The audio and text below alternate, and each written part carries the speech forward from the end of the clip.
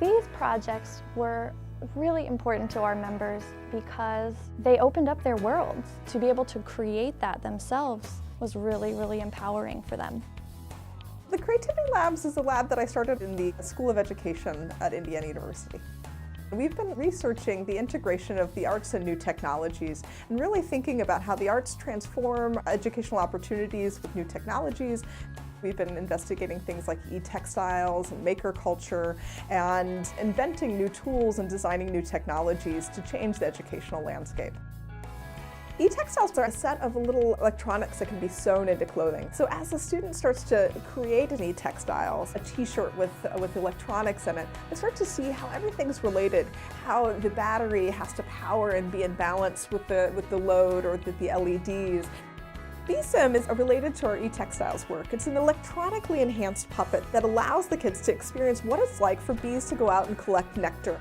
Participating in beesim confirmed in me sort of an intuitive understanding that in order to teach well, I need to involve students on as many levels of cognition as possible, not just as passive recipients of whatever I present in my lecture, but as essentially co-explorers.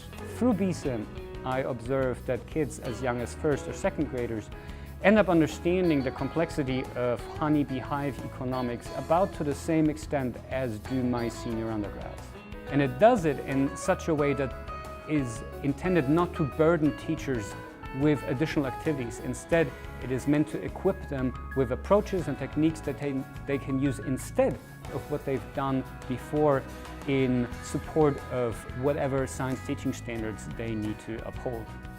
WonderLab was thrilled when Professor Kylie Pepler from the School of Education reached out to WonderLab to partner with her on some innovative new learning activities. Coincidentally, WonderLab has a real honeybee hive on site, so we were a perfect location to bring their activities, to test them with museum visitors, and then to look at the connections to an actual honeybee hive and how children would observe that in a different way after these activities. We're really impressed with how children acquired a deeper, more intuitive knowledge of what's going on in the honeybee hive than they did before. Through the games that are played and the computer simulation and the puppetry model, they become the bees, and it's amazing to see how quickly they get pretty complicated topics related to energetics and foraging ecology. beesim is going to be available through your local science center and will be available in little kits that you can actually take out and rent and bring back to your classroom. One of the other aspects that we're really excited about in working with the Pepler Lab is the development of skill sets that children have to actually make things. And this can range from very simple use of Play-Doh to make conductive materials for circuits. We're finding that E-Textiles are enabling kids to learn about the big ideas of circuits. Second, we're finding that E-Textiles invite a broader participation. So women and people of color are starting to see themselves as the technologists of the future. Dr. Pepler and the Creativity Labs at IU, they brought in some snap circuit kits and allowed our members at the Boys and Girls Club to experiment with the snap circuit kits. In the Squishy Circuits project, Play-Doh actually took the place of wires, and the kids were able to light up some LED lights and make buzzers go off. But they were really amazed that they could do that using Play-Doh instead, and it was really fun for them. I think it's important to give them the opportunity to build and play, because that is the way they learn. If they're just told what to do, they're only going to learn a very small percentage of it. But if they're learning by doing it, they're going to gain so much more of an understanding of what they're learning.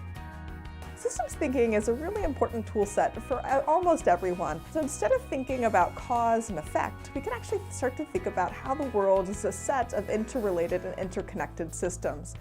We started thinking about why can't we start to cultivate systems thinking through everyday design projects. And so we have kids cultivating systems thinking through game design, design of new educational technologies, and becoming first player actors in our systems.